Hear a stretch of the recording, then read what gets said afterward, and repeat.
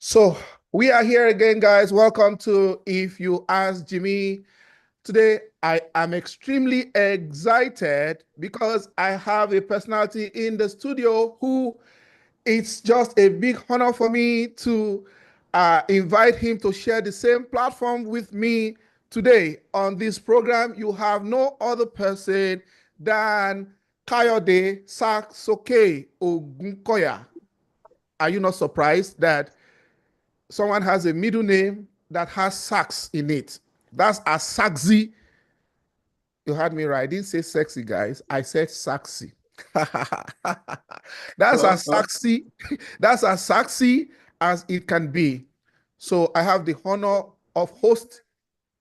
I'm happy to host Saxokay on this program today, and I welcome you on board with me um, to enjoy my session with this great international music artist, an intellectual, and someone that is very, very socially savvy, and is also a public commentator with a very unique and very intellectual slant to contemporary issues.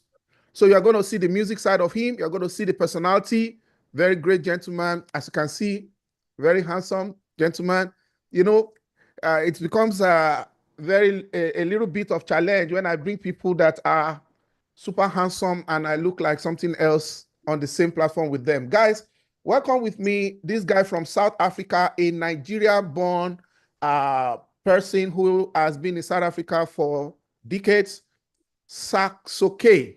Saxo, welcome to If You Ask Jimmy. Yes, sir. Good day, viewers. Good day, Mr. Jimmy. Yeah, this is Saxokay from South Africa. It's nice to be here. Thank you. Welcome. So I had a little bit of a glitch there. Saxo, can you tell us a little bit about yourself, sir? Okay, my name is Kayode Ogunkoya, popularly known as Saxokay. I am an Afro jazz artist from Nigeria, to South Africa, playing music and entertaining people with Afro jazz music. So I've been doing this for a while now. So it's very, very, it's my pleasure to be on the program today. Thank you. For a while. You're making it look like, sound like yesterday. Saxo, for a while. How long have you been playing music professionally? Well, I've been playing music professionally for, I think, over 2 decades now.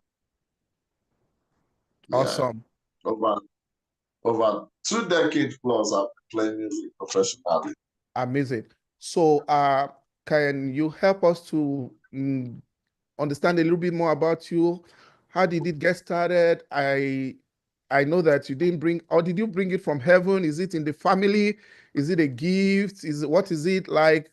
How did you get to become a music person? Where did you start from? Okay. Saxokay started music so many years ago. I think in 1995 was the first time I laid my hand on musical instrument, which is a trumpet. So I'm from a family of music. My elder brother played music. My younger brother played music. I also play music. Your elder brother? Yes. I have a knowledge of who your elder brother is, but you want to share with us a little more. And let me say, I don't know if I know you are comfortable with your instrument. This is going to be quite a long interview. You want to balance well. You are cool handling that because I know the weight of that thing you are carrying. Maybe you want to adjust I'm still for a while. looking for how to keep it, but it's fine. All right. So this your other brother, I know, is a household name in Nigeria, in the US, with hit tracks and killing it in the music industry for more than almost 3 decades now. So who is this, your elder brother? More than 3 decades. More than. Yeah, my brother is called Ogunkoya, the Bedu master. Ah, Nigerian, American-based Afrobeat artist. awesome. One of those people who are making Afrobeat go global.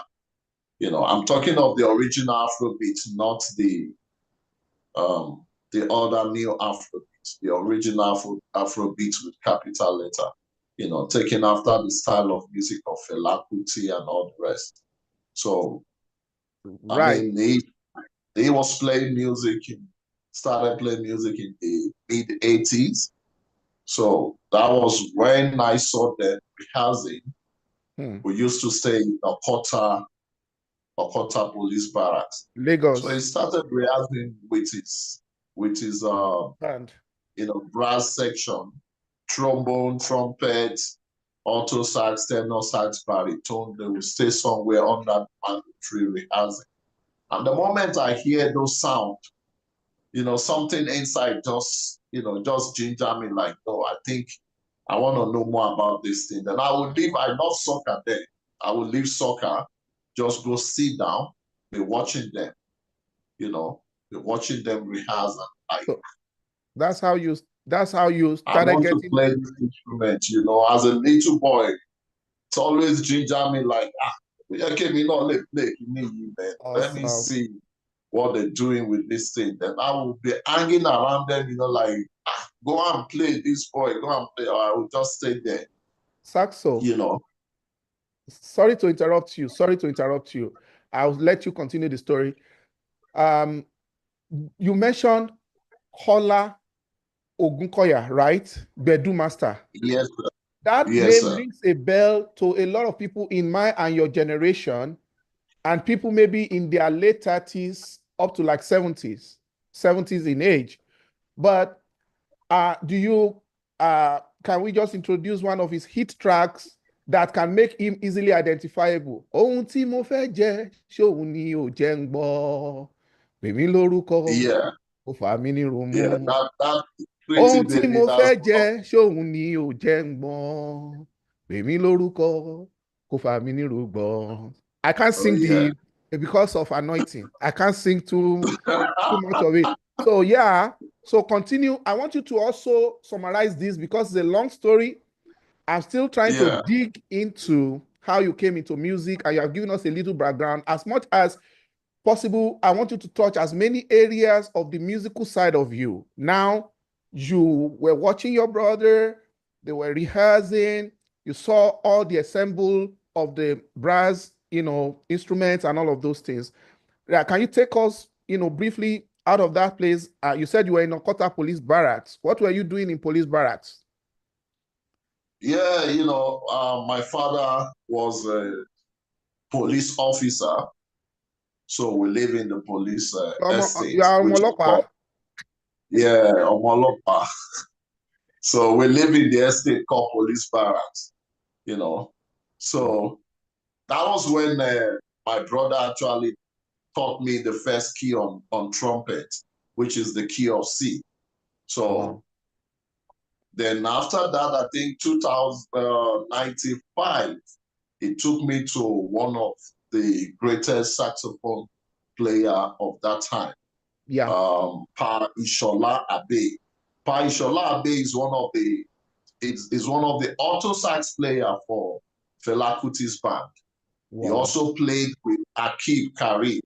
Hmm. So Pa Ishola Abe taught a lot of people saxophone in Nigeria. He used to go from churches to churches training. So my brother took me to him like, I need you to help me, train this guy. He's been disturbing me. He wants to play, saxophone. And that's how I learned how to play. I learned trumpet then. Then I think in 2099, I came back after school. Then instead of him to give me trumpet, he just went inside and brought out tenor sax and said, this is what I After want you to school, learn. sorry, you go back to the tenor sax thing with that, Baba. After school was when you came back from higher institution, right? When I came out of high school, when I Oh, high finished school. my high Okay. school. All right. So Baba now So brought the tenor sax So out? I went back to locate, Baba Ishola's house. Okay. Then after some weeks, I located the place. Instead of him to give me trumpet, he went inside and brought one white Selma sax and Wow. said, "This is what I want you to learn now." Wow. And my spirit said, "No, don't argue with him. He knows better." And yeah, that's Awesome. where I am today. I play tenor sax. Awesome. Now we heard about, thank you so much, Saxokay. We have heard about the policeman side of your father. Is there any musical side to your father? Your father was a police officer. You were living in Okota Barracks, and that was where you picked the music up from your brother, who took you to a professional who had worked with Fela Kuti, a saxophonist with Fela Anikulapo Kuti, and people like Kip Karim, who are the biggest, high life hit band of those 50s, 60s, and 70s. So, is there any musical side to uh, police officer Ogunkoya, your dad? Yeah. One of the things you really like to know about my dad is a very funny and comedic man. Very Police jovial, funny. very friendly. Mm. If you go to Okota police station, go to Agor police station. If you go to a Khartoum police station, you mention it today, people will still tell you that, Baba Yen, we know him. He's a very good man, very funny, very friendly, and he's very kind. So when I was growing up, I grew up, seeing my dad playing those Nigerian music, old school music, high life music of King Sunny Ade, Ebenezer Obey, Edio Konta, and all those things. He's got a record. And one day he was telling us the story that he used to have a record store where he sells, musical tape, all those Vine and all the rest. We used to have a lot of them in the house. So on weekend, early in the morning, my dad would start playing music, different music, Fela music, Victor Laya, Edio Konta, from one album to the other. We play till, when he's going to work or he's going out. So we grew up with that kind of, that kind of environment and life. And it was beautiful, beautiful. Sunday morning, a lot of gospel music we playing at home.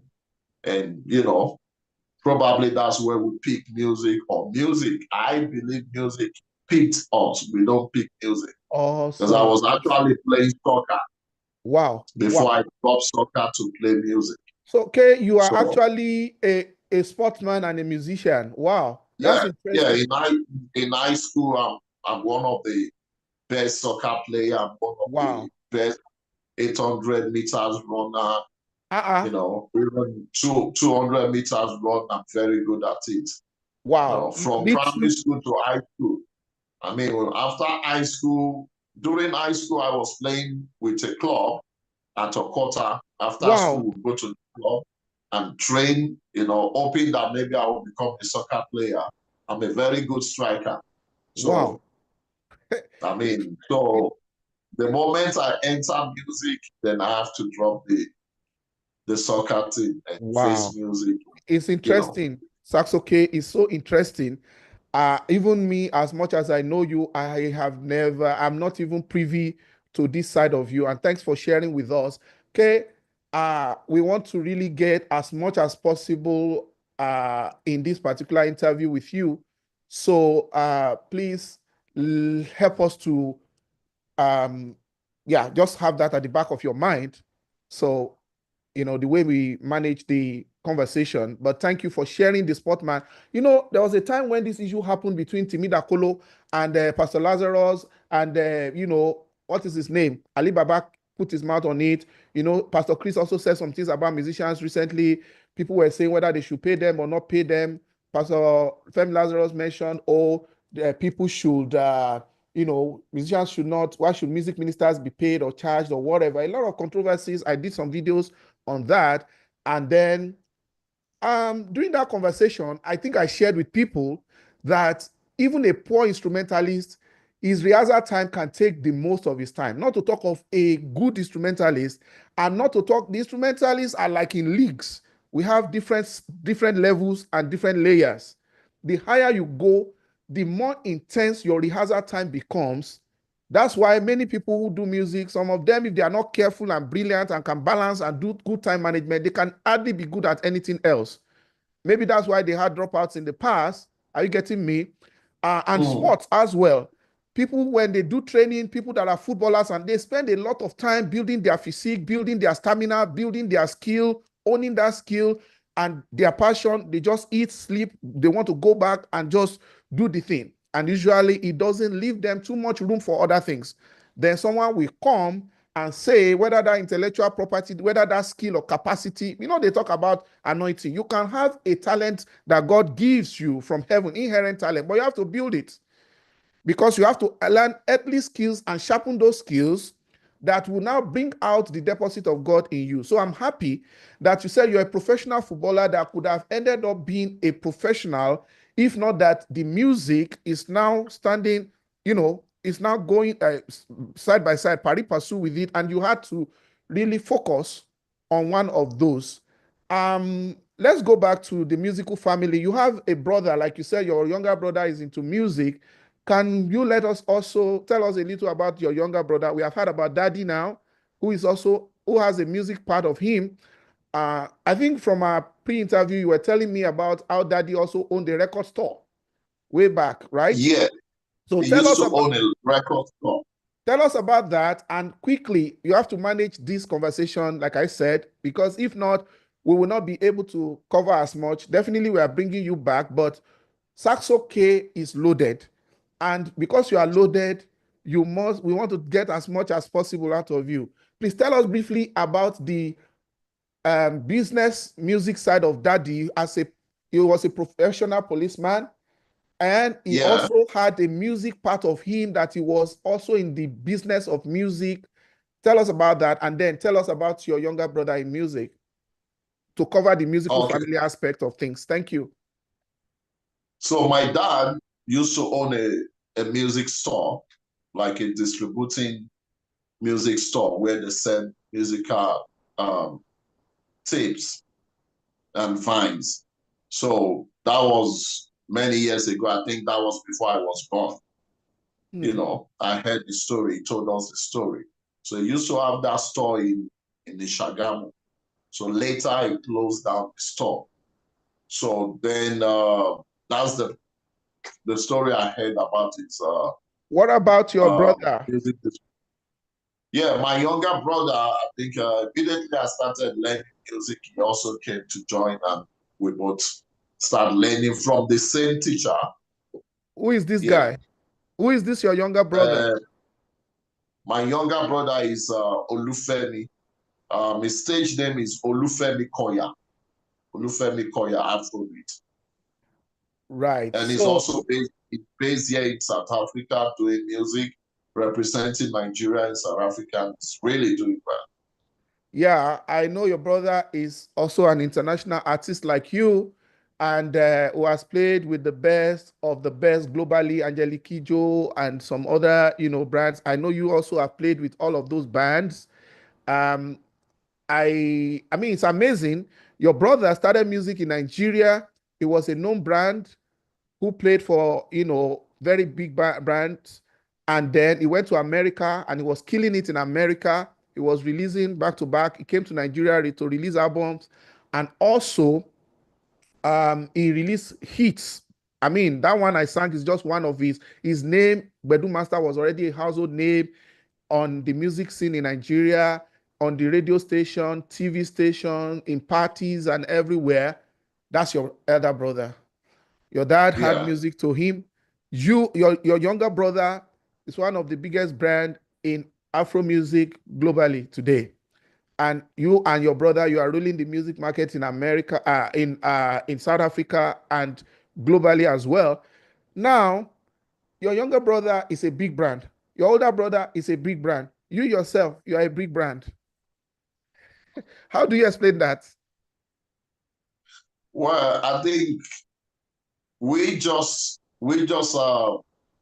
adhere to the core. You know, like I said, you don't choose to play music. Music will choose you.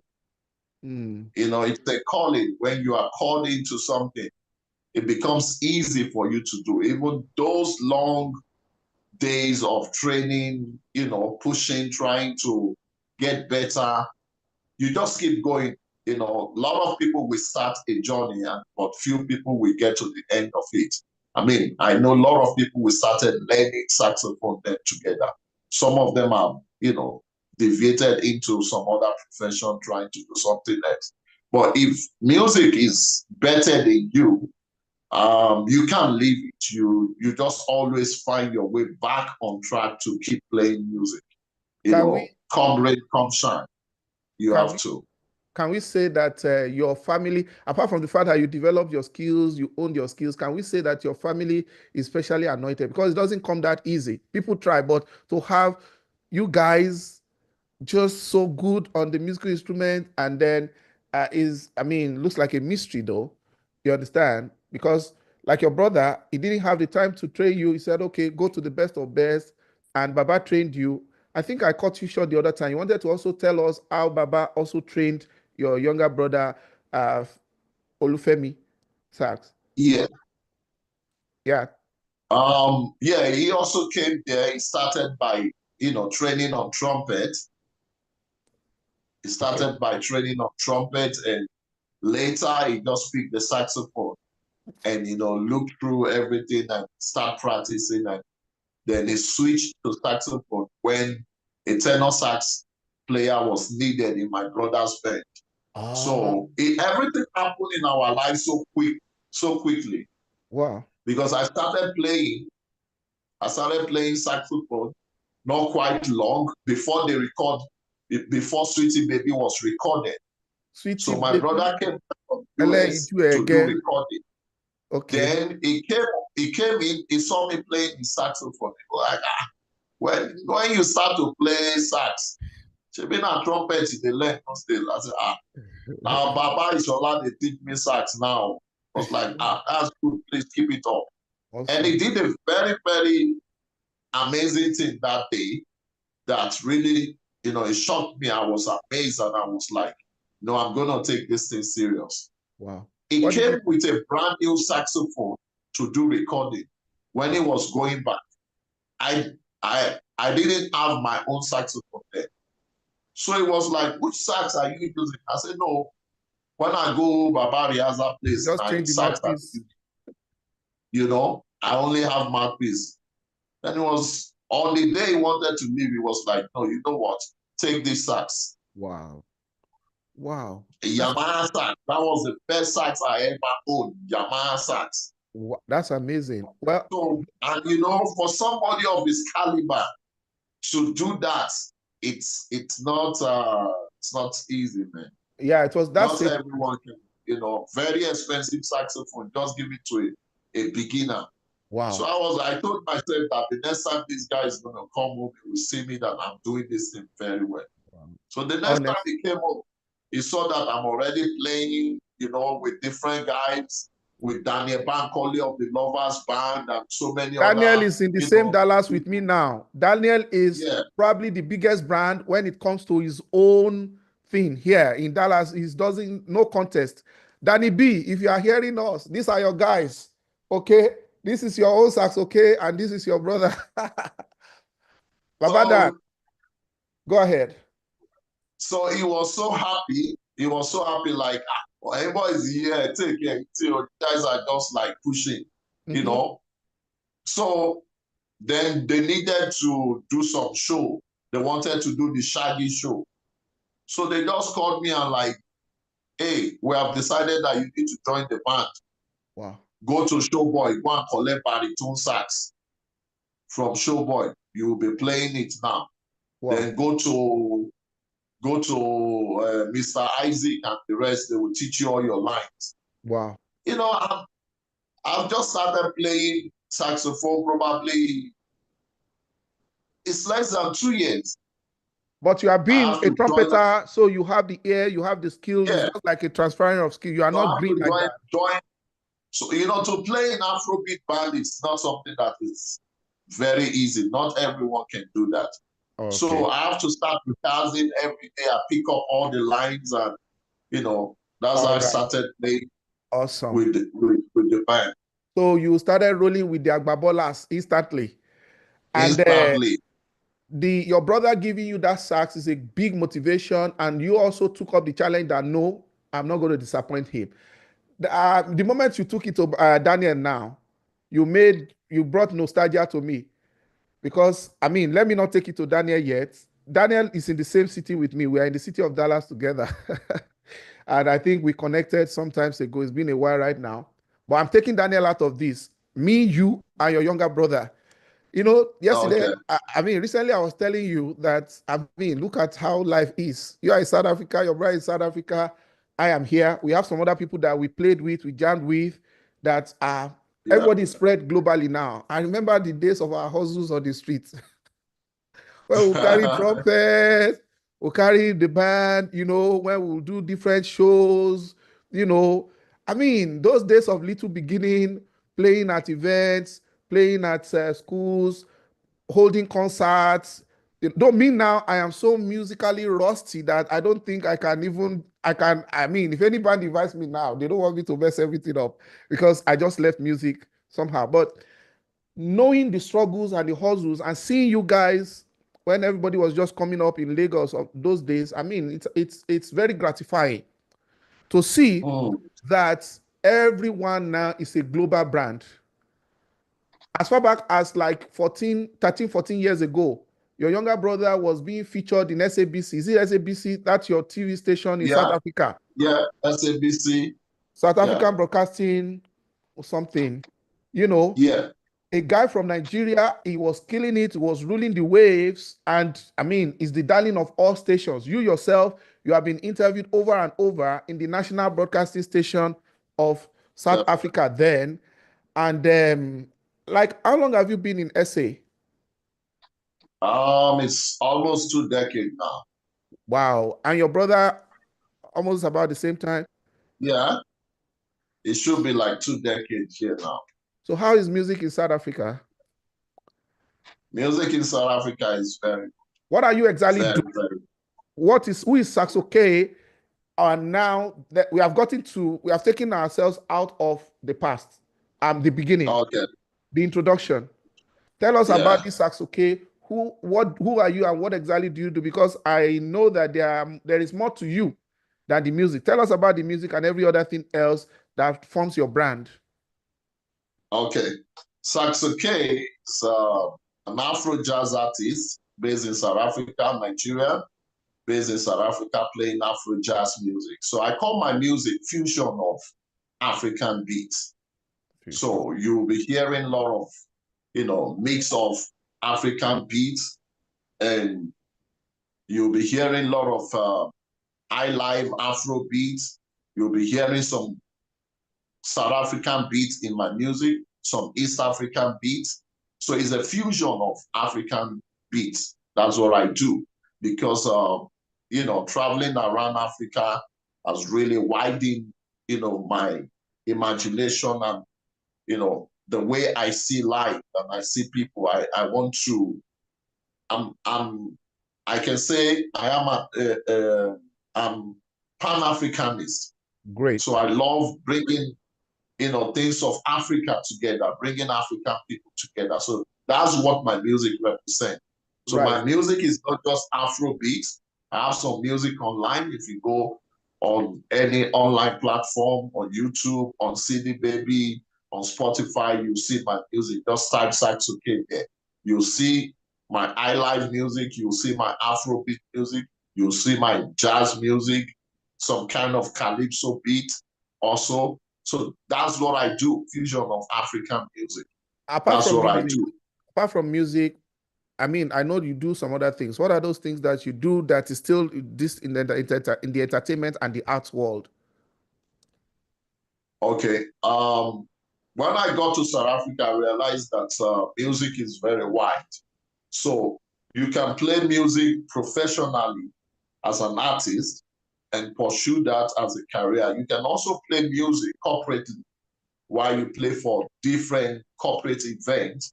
And some of these corporate events, they might want you to play some standard jazz, some smooth jazz, and all those things. So I also venture into that. So I do a lot of corporate event for, name the company. Now, I don't want to mention company here because I'm sure they're not paying for advert. So, I mean, I've played for a lot of companies, big companies, governments, departments, international companies, doing events, their end of the year gala night and all the rest. So from there, I venture into doing events, doing media, like people will consult me that they need sound. I've got my own full sound, I've got my camera team. So I've got my DJs, anything that has to do with events. That's what I do at Saxokay Music, Media and Event. So you can also check us online. You'll see our page online. We also do events, live band, solo artists, duo, trio, renting sound, renting cameras, and all the rest. So we do all those also. So you do music consultancy, and also you do music performance for corporates and individuals and events, and also you have music and media, digital media equipment rentals, and logistics. You do all of Yeah. those. Now people Then listening we, to we also do productions. Oh, Like awesome. people who wants to record, want to record songs and all these things. We also do that. Awesome. Yeah, I wouldn't want to move away from here without giving a shout out to FM. Femi, you'll be wondering, uh, how does it even come? Papa, Pastor Jimmy, he say, he will say, is this interview about Saxokay or about me, about our family? FM, you two, you are coming. Let's let me finish with Saxo first, and yeah, we'll connect on that. I'm very proud of you guys. Uh, we all we all sweated it together on the streets. We sweated it together in those halls in Lagos. We sweated it together in the schools. We sweated it together in the churches. Recently, I had music from one church where they were saying, as they sweet them, they pain us. And before then, I had already done a video on if you don't kill religion will kill us. When I was saying in one of those videos that I have worked as a consultant, maybe I said I've worked for over 40 churches, they would think maybe I'm jumping from church to church. They don't know as a consultant, you can be supporting 3, 4, 5 churches. You don't have to be in their church on Sunday. You can help their choir. You can build their instrumentalist. You understand? You can be a consultant to help them get their choir department together. You understand? And I remember that we went to help a branch of one of these mega churches.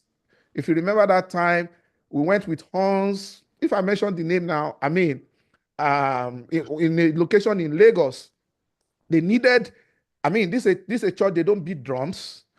And it was a big parish. You know how they start, like thousands of people the moment they open. Yeah. You understand? So I remember. You understand? So when we are talking here and we are discussing music issues, people don't know where we are coming from. I'm talking of maybe 2001, 2002, 2003, yeah, 2000. That's When true. these churches will come to us, we will take our own equipment. You have the full ensemble of horns.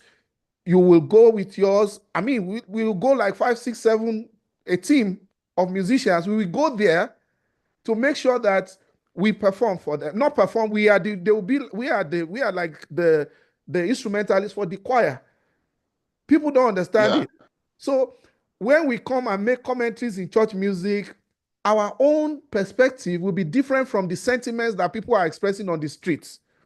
Because we see these things firsthand. It is our domain. It was our work. It is our career. We saw these churches 20 something years ago, and we are still seeing them now.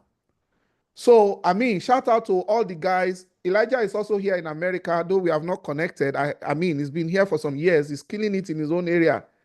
If you mention Dallas, Texas, Houston, and all the cities where you have Nigeria, Indiana, everywhere, everybody knows Daniel Bankole. But they don't know where these guys are coming from. They hear of Femi now. They don't know where they have paid the price. You are talking now like as if, I know you said the days of little beginning.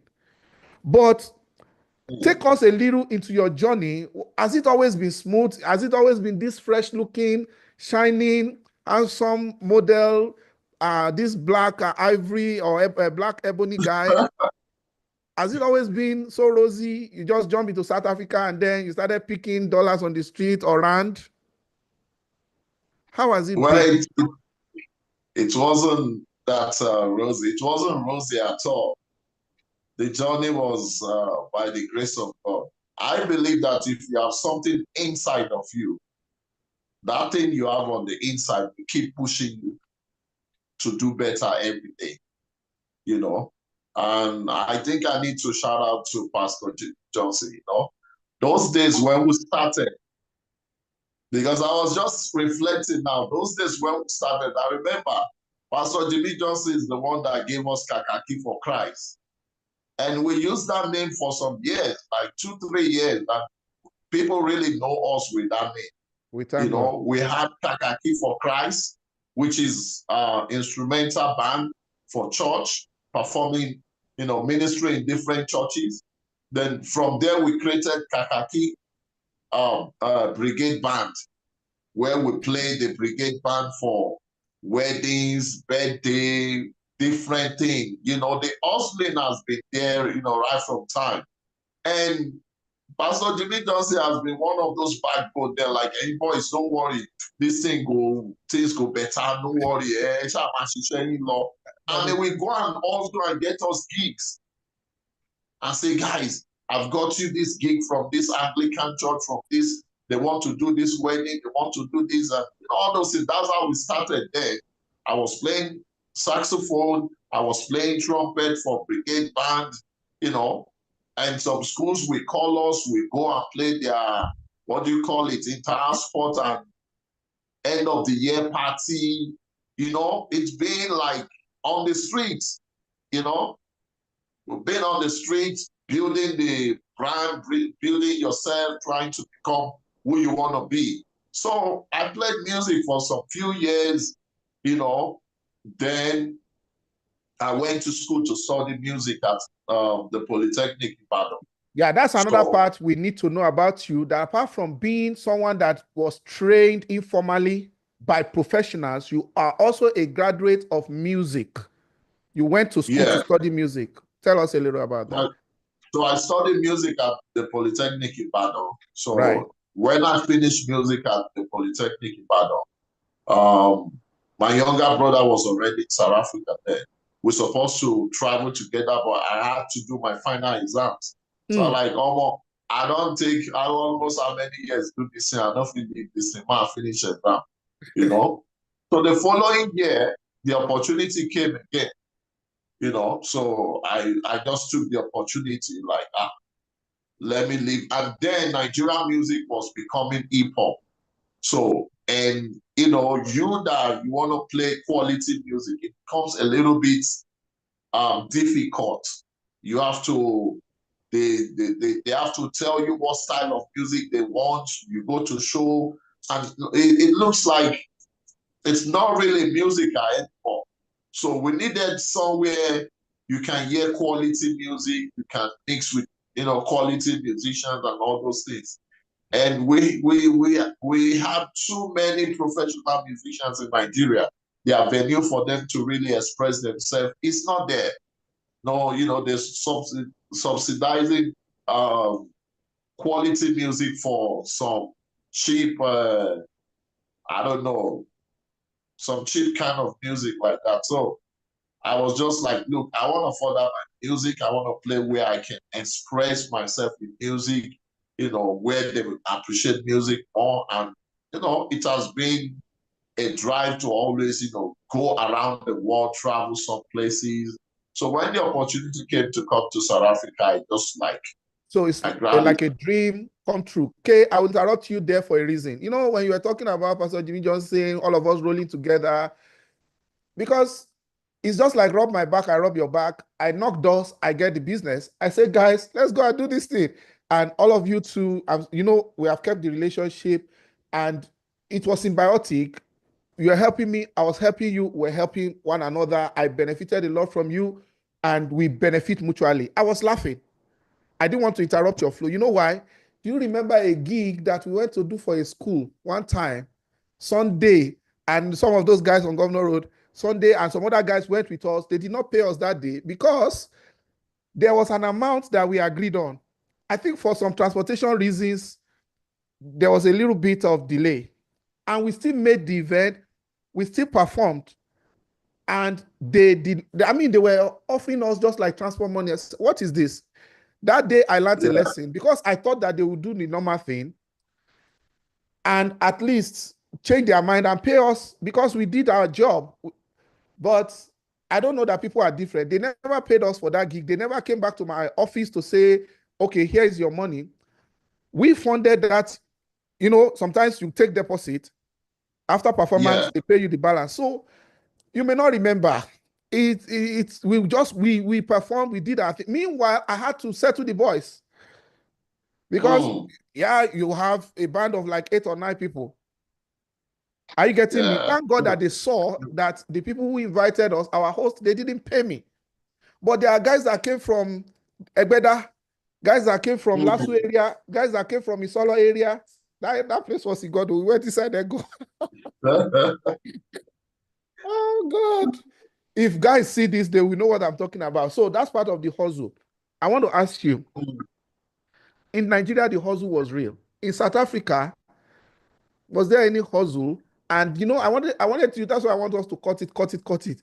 What's your Japa story? Okay. And have you had occasion where people feel like, oh, South Africa, you know, they don't take it as Africa. South Africa is just like an European country. For those who have visited, I've been there repeatedly. So you are already in Ilo Ibo, you know, Obodo Ibo. Now, what is the hustle real? And have you had occasion to share your story with some people who wanted to come and they feel like, oh, you don't want us to come or whatever? Was the hustle real in South Africa because it was real in the street, or you just jumped to South Africa and you became a big star? No, the hustle is real because you have to start afresh. Nobody know you in South Africa. So when I landed South Africa, I just have to start like every other person, you know, running around, meeting people, meeting some artists. Hey man, I play saxophone. Hey, this. I went back to, you know, when I was in Nigeria, I used to, you know, train people on saxophone, trumpet, you know, and all the rest. So I had to start training again, you know, start teaching people, teach some people online. I will go to people's house, you know, training people. Then I met this German guy. His name is Adi. So Adi owned a music school where he trained people from around 12 noon to late night. People, different students with book time and come in. So I was training almost like 12 students there, saxophone, trumpets, clarinet. So it's a serious hustle, and I have to come almost a 50 minutes drive, you know, to the school. So I have to go there twice a week, train people on musical instruments, and also then I have to play in church, you know, because I mean, you don't just get into a country and you just start making money like that. It's not like that. People need to know you. You need to know people. You need to show what you've got. You need to prove to them that you can do it. So the hustle was real. Yeah, but I mean, with the foundation we had in Nigeria, so we are able to get into the system, you know, it's all about you having the passion. If the passion is there, the drive is there, you will go out. Okay. You know, you spend your time running around meeting people, and from there, I was playing with different artists, you know, upcoming artists, playing with them. Then I quickly, you know, form my own group and start playing also. Okay. And there's one of those restaurants that really, you know, gave us that platform and foundation where people could come and see us. We were playing there, you know, almost like every Sunday or every weekend, playing those restaurants. And from there, we're building our brand and people start knowing us. Amazing. Amazing. Right. Looks like time management for me on this call because you are too loaded. Now we have dwelt almost more than half of the time on the music. It means that we can't exhaust this music. we can't exhaust this music side. Maybe we should have dedicated this interview to the music side, but I know you are more loaded than the music side. Let's talk about immigration. You are an immigrant in South Africa. Okay. And you know that South Africa is one of the go-to countries of many Nigerians. And let me look at it this way. And you know there's a lot of things surrounding South Africa and Nigeria. Now, we have heard of, I don't want to go into the politics of things. I mean, it gets so bad that when there is xenophobia, Nigerians are usually targets, right? I had my younger sister who came to Saudi, and the moment xenophobia happened that year, we're looking for the whole thing to calm down, for her to remain alive, and then for us to bring them back home, to say, please come back home, my immediate younger sister. Okay, how have you been able to survive all of these years despite that hostility? And you are playing most of your clients, and your brother, most of your clients are like 70% Caucasian. Are you getting me? You knock all the doors of the VIPs, VVIPs, high and mighty, government officials, corporate bodies and everything. And then you still play for those who can afford your services among the Black community. Are you not scared with all of those xenophobia things, all of those crime things? You know, sometimes people are implicated. Sometimes people actually, they are culprit, they are culpable. And then have you been able to navigate it? Have you been able to integrate, to blend, to be accepted? Because we see your face everywhere. You don't seem to be under any, you know, pressure or tension. How has it been for you? You see, first thing I would like to say is everywhere in the world is not safe. There's tension everywhere in the world. In Nigeria, there's tension. There's problem everywhere. There's problem in the north in Nigeria. In Lagos, if you don't know your way, you enter Oshodi, then go grab you, collect your phone. If you go Mushiolosha, go they look too much, then go hold you, collect things for your hand. So if you have lived in Lagos before, you can live anywhere in the world. All you need to do is understand the city, understand the system, and know the do and the don't. Yeah, there's a lot of crime in South Africa. That's true. But it doesn't mean that everywhere you go in South Africa, there's somebody who wants to rob you. No. When you talk about the downtown in Johannesburg, it's dangerous. Hey, hold on. Sorry. You remember one day when we went to that, where was I coming from? You needed to come and pick me. I went from South Africa to, where is this place now? Swaziland. And yeah, the bus broke down on the road because I went by road and I was coming back and I came back too late. And you had to tell me, bro, I was under the bridge in that MTN Rand area. You know, that's the destination where the bus, you were going to come and pick me, but it was already lonely.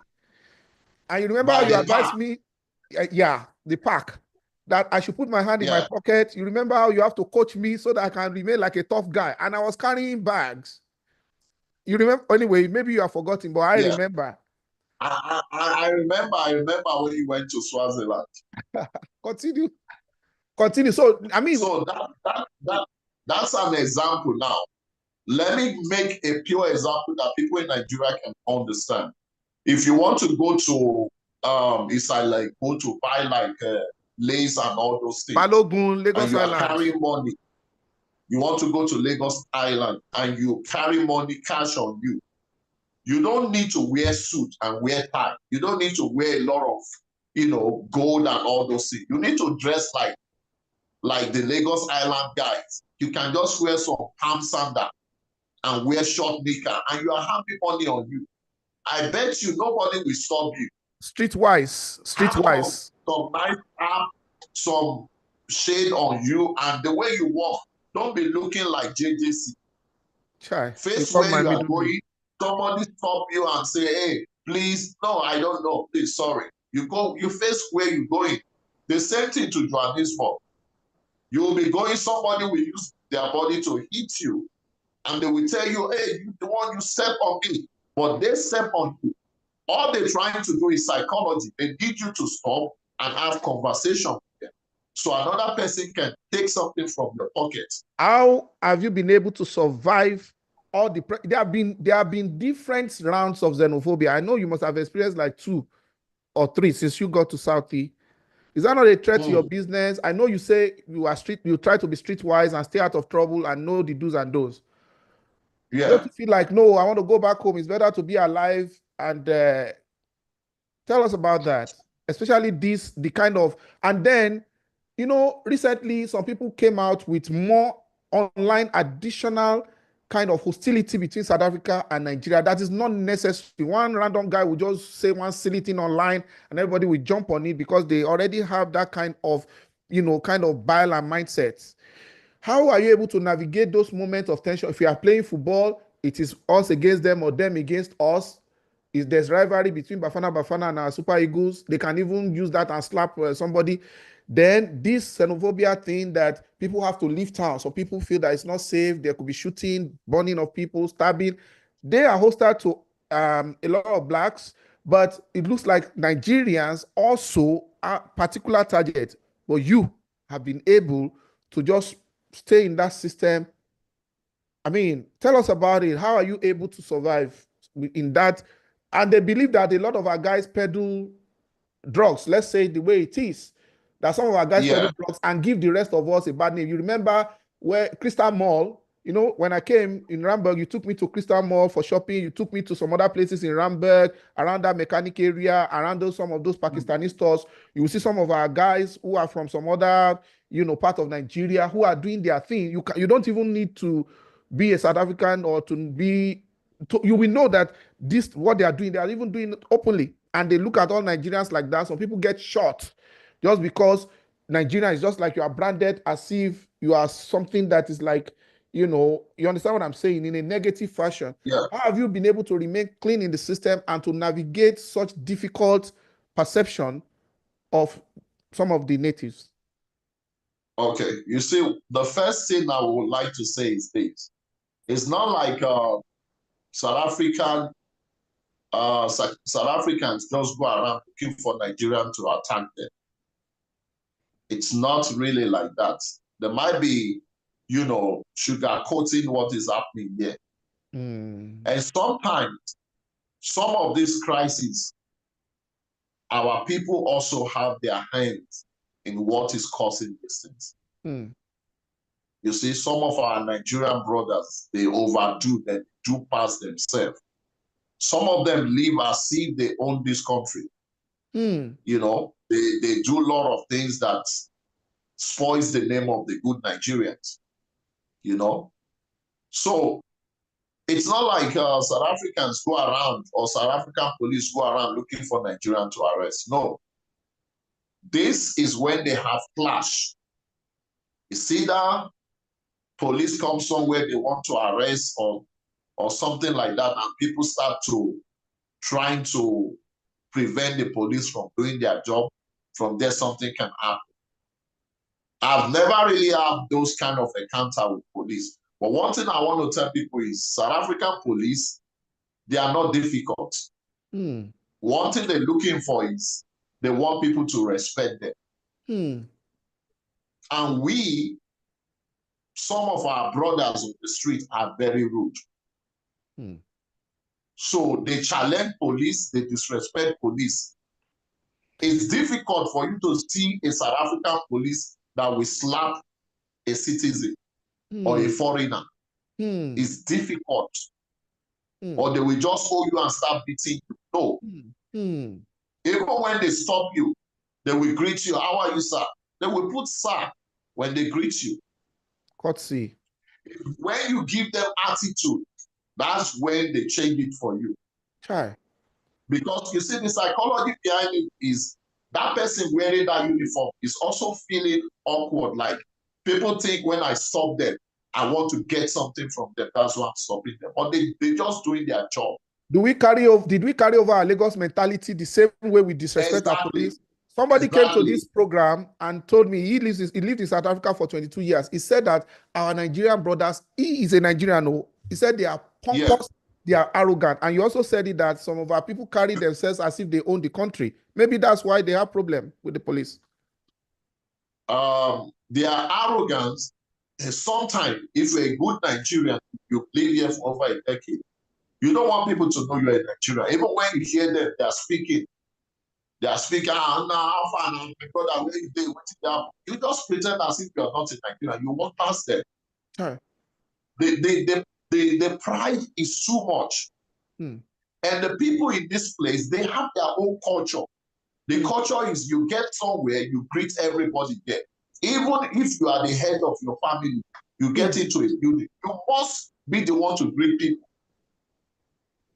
You see, so we come to their country, we want to change those things. We want to do things our own way. Or maybe we gather outside, we are making a lot of noise and somebody call police. And police come there and try to talk to you that, look, somebody have reported that people are making noise. Can you guys go into your different apartments or something? Then we want to be stubborn. We want to be rude. The police, they have their home. They also do some funny things that, I mean, police all over the world, we know what they do. So it might be some psychological thing, or they think that, oh, Nigerians is a good target.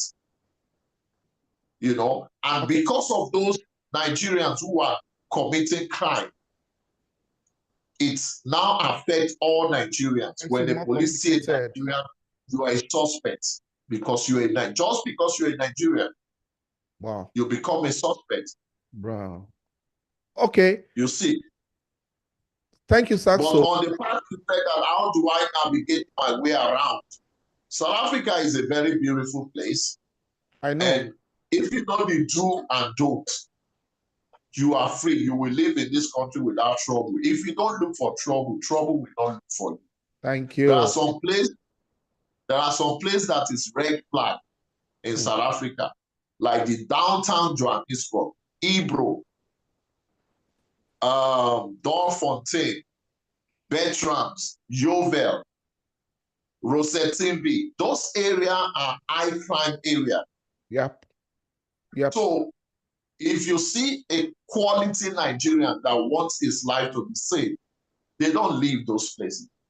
Okay. They only drive through those places. Okay, yeah, I remember Jove. And let me add this. When there is xenophobia and all those things, those are the places I know. they target. I know. I've been to those places you mentioned. I've been to Hebrew. I've been to Jove. There's one that we have to trek inside the market. You know, I mean, you know, that's where they sell. Yeah. You know, so I've seen all of those, and truly, if you stay out of trouble and you don't look for trouble, trouble will not look for you. We are going to apply the principle of time management again here. Okay, I want so much out of you. Our viewers will feel like, oh, the interview is flowing, but me, I know what you carry.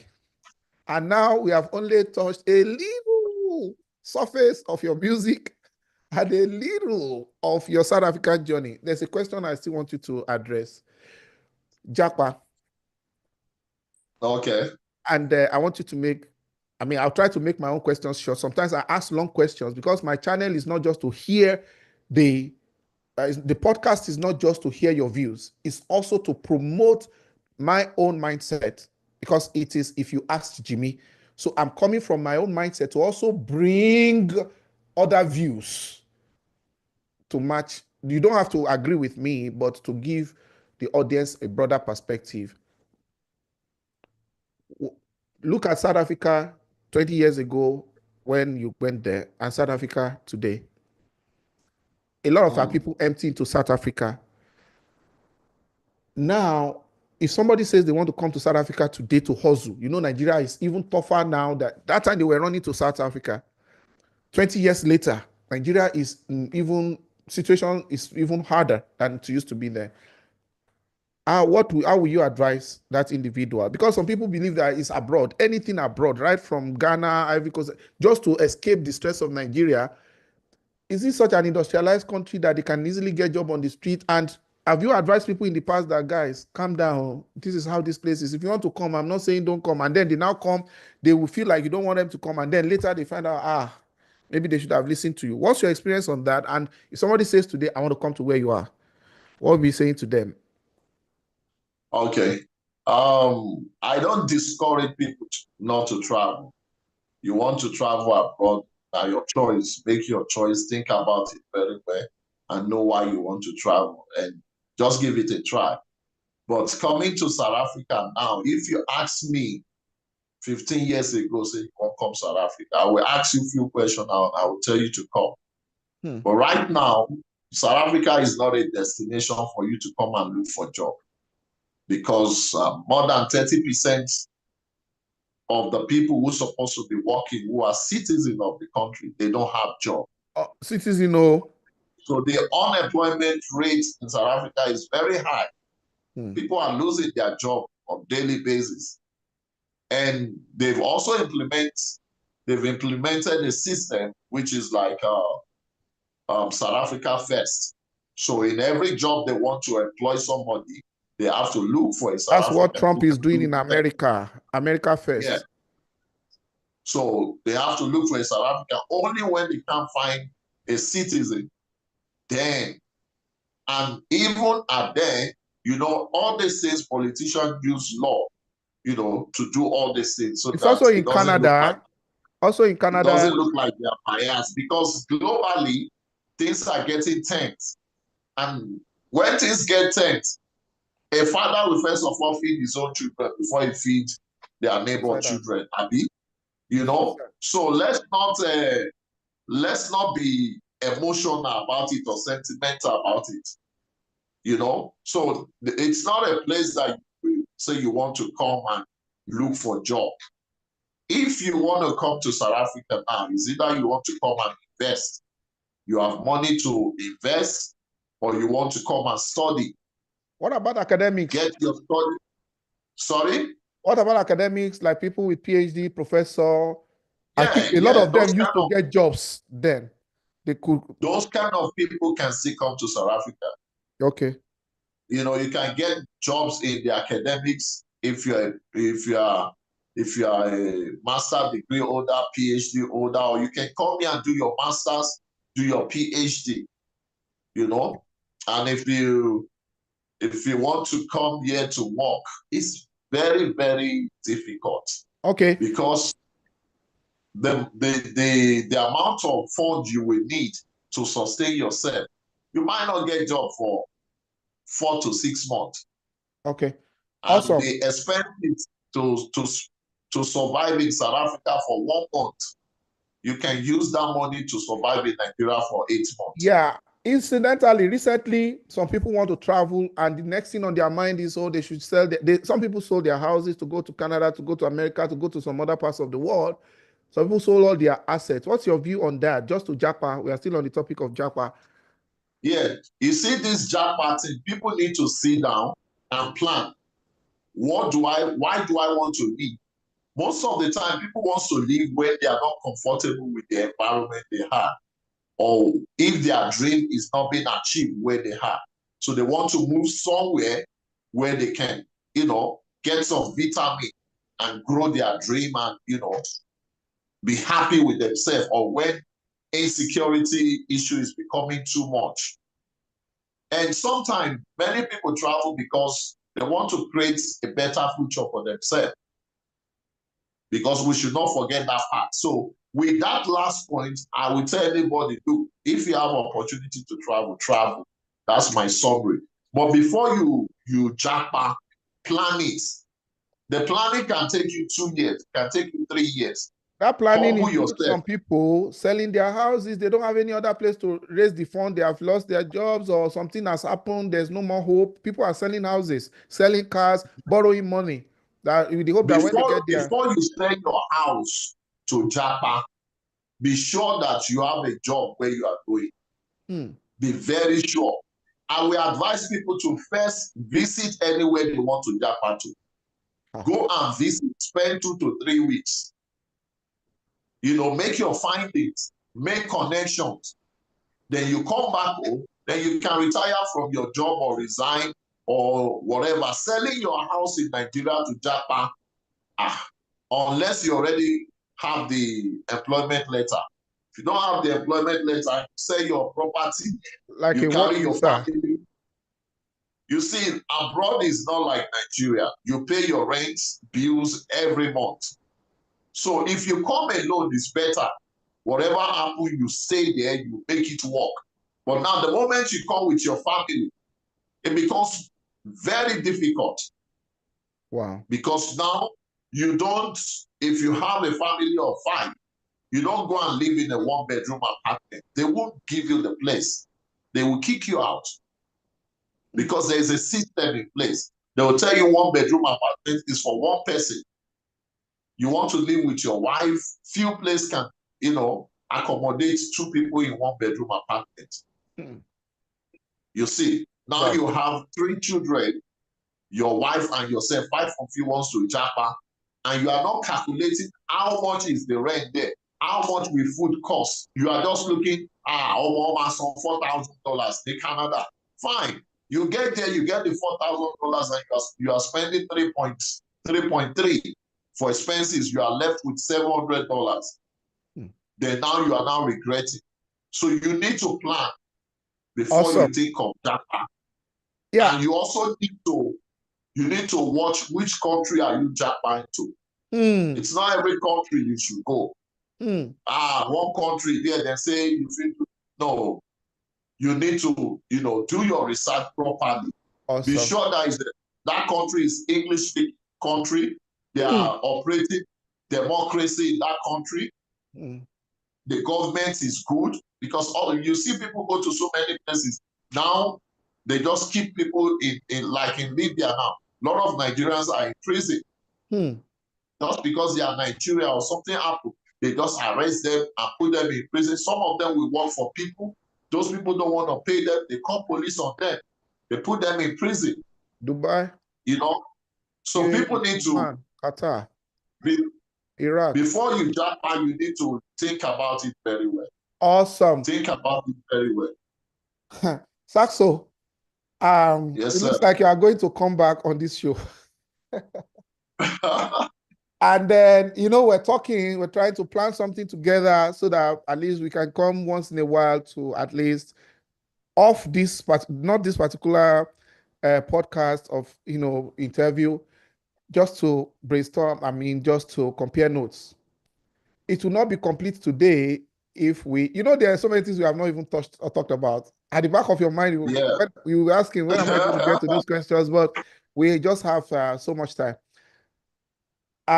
When we started, I saw you with your sax, and I said, okay, can you just retire the sax so that, we can be more relaxed? We want you to bring that sax back now. 2 things I will ask you to do. How many instruments do you really play? You don't have to play them at the same level of proficiency. Just tell us, it doesn't matter.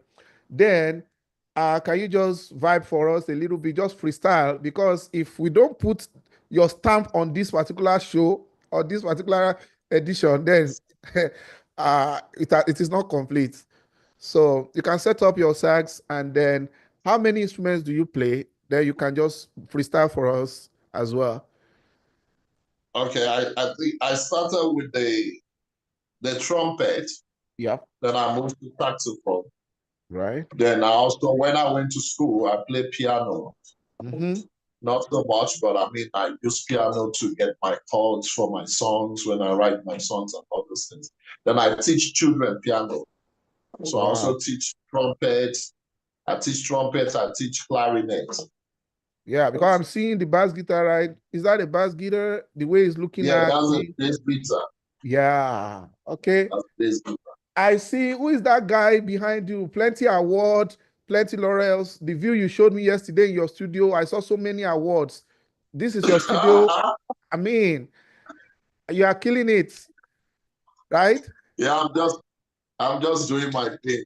I know you're a very humble guy, and I don't know whether I'm talking to a musician or a fine boy, because you are just so strikingly, you're looking like a model, and in real life, you are tall, dark, and handsome, and that is the only kind of description ladies give to men, that they are dream men. Like, you must be the dream man of many ladies. Don't let me go there. I'm pulling your legs anyway. So can you get in the mood? And my keyboard is behind my studio area, so I would have, jammed with you, but I don't have the space to put it. Is on a stand. So let's give you a chance to give us some of those that things that Saxokay has to offer. I know you have a wide genre of music. You have said it's Afro-Fusion and all of those things, and you play jazz and contemporary. So go ahead and maybe do like one or two different stuff for us. Over to you. Welcome, everyone. The great saxophonist and Nigeria international export to the whole world, Saxokay Ogunkoya.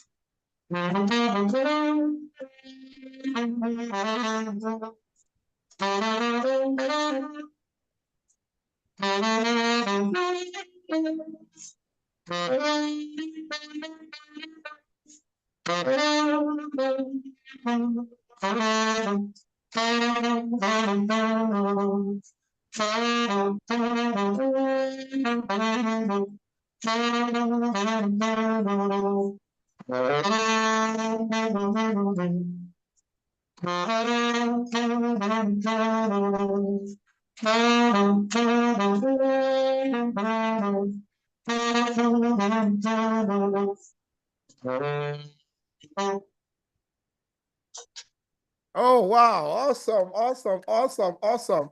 Wow, that is contemporary jazz. Can you take us to maybe bring us back to Africa and you can just do like a track for us?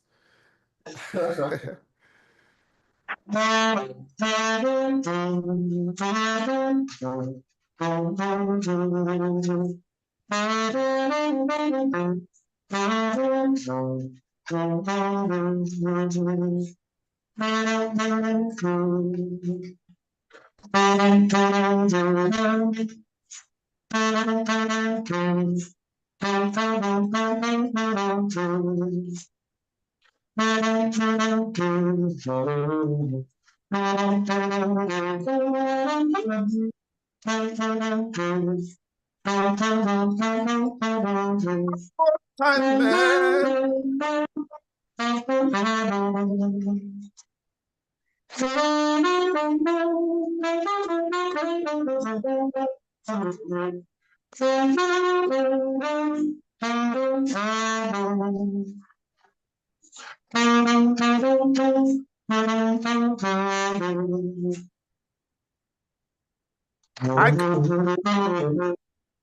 That place you carried me to with that second track, that Omokupa, I can still manage it. Omokupa, oh, I can manage that one. But that one where you can't carry me go, baby Jowo. Baby Jowo. Oh my love. Oh. Ọmọdé ni mí, baby mi dá. Zababa. You know that I cannot go beyond that because I cannot use my mouth to now. I mean, I know the music, I know the vibe. I don't want to. Please don't cobalize me. Don't implicate me. That's okay. But that is so beautiful. Thank you very much. Oh, you're welcome. Okay, how did we do this? We have. How did we do this? Because we have not gone to contemporary issues that we wanted to talk about Nigeria. We wanted to talk about general things, our lifestyle and other things. Means that we are going to have to do this again sometime soon because we are out of time already. Okay, is there anything on your mind that you would like to share before we close this particular interview? maybe something you just want to put out there randomly. What are your final thoughts on this program today? Okay. I would just like to speak to Nigerian youth that whatever you want to do, don't let anyone distract you or make you not to do it. If something is burning inside of you, go for it. It might take time, but I promise you, you will surely get there. Whatever you desire to do, whatever dream you have, just follow your passion, follow your dream, follow the process, because in your dream, there's always a process. But some people want to become musician and they think they're just going to pick up the saxophone and in 2 months they start playing. Don't go into music for the money's sake. Go inside music because you love music. And the more you do it, the more you will see the benefit. You know, one of the benefits is money will come your way. You will meet great people, you be in great places, you associate with, great minds. But don't start a career because you are looking for money. Don't look for money. Look for a problem to solve. You know, there are so many things out there that people can do. People will tell you, today now they will tell you there is no job in Nigeria, but I will tell you there's job in Nigeria. But everybody just want to do the contemporary job. They want to do the normal job. Want to wear shirt and sit in office. As a Nigerian youth, if you are still young, please don't join them to do that. If you have passion for something, it might be woodwork, it might be metal work, it might be, in the fashion, just go for it. Go and learn something. And if you're a youth in Nigeria, you want to japa, one of the things you must know is you must have a skill, not just your certificate. There are some countries you get, your certificate become useless.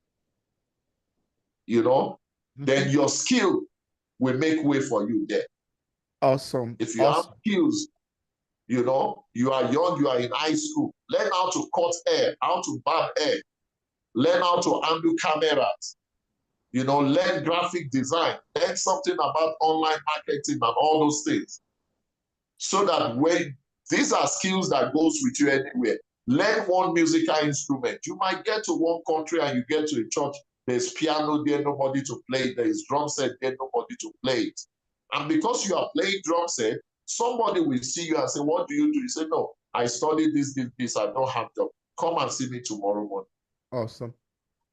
Fantastic. Thank you, Kay. I could let you go on and on. Please get ready to sign out with, whatever flavor of music, but let me use this opportunity to allow you also to appreciate your fans worldwide. What will be your word? And you have to keep it brief. We have exceeded our time, but it would be unfair to bring you, to get you to accept this invitation, take you out of your busy schedule on an Easter weekend. Today is Easter Sunday 2025, and it has been a very busy weekend for you.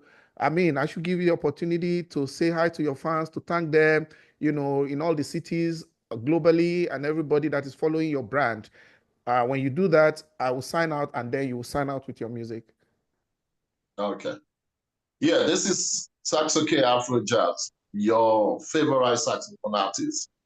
I just want to say thank you to all my fans all around the world, my fans in South Africa, in Cape Town, in Durban, in Johannesburg, all my fans in Lekki, in Lagos, in Abuja. I love you guys, my fans in Ibadan. I love you guys, those in America, in London, those in Europe. I love you guys. Stay tuned to my page. Keep watching Saxokay, and you're going to see some new things coming soon. I love you all. Stay blessed. God bless. Okay. Thank you. Yeah, it's still in your control and my control. We might have just a little less time for our next particular interview, but I forgot to ask this question. You are known in South Africa. Do you also come to Nigeria to play? I remember sometimes ago when you had to travel down to Nigeria to perform.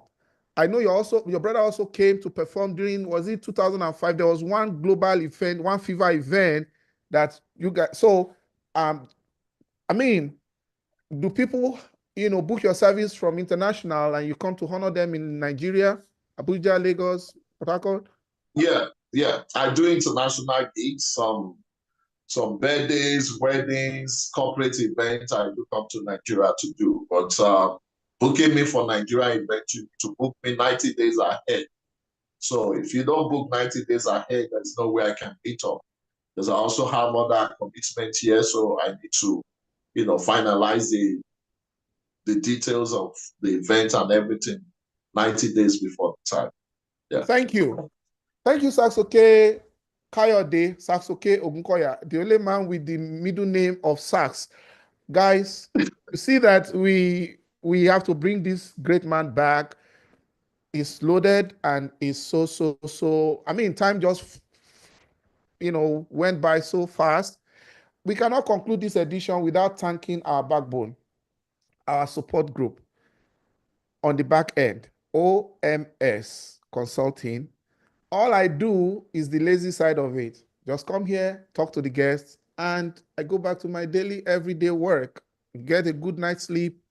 And, my 9 to 5 that pays my bills is my first passion and my focus. And the team that is helping me to handle the rest of it is OMS Consulting.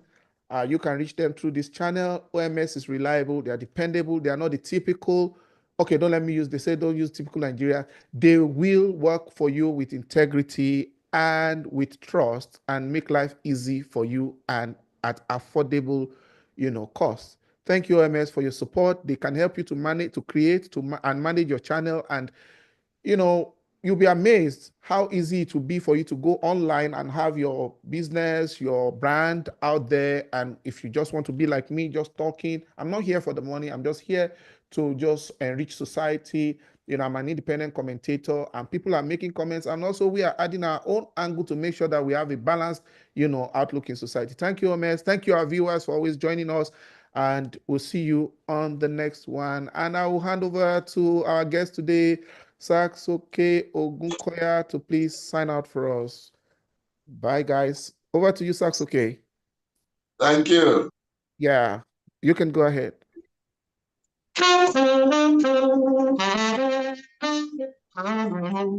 Mm-hmm.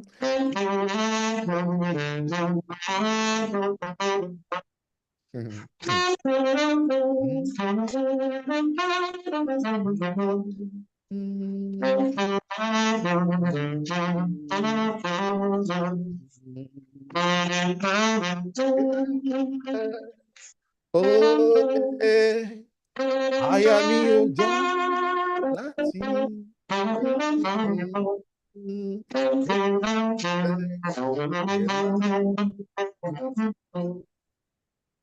Thank you. Do one Thank more you. thing, Kay. Do one more thing, Kay. Do one more thing, Kay. Do one more. Let's do one gospel this thing because it is today is Easter. Let's do that together. Let's jam, man. Let's jam. Let's do it, guys.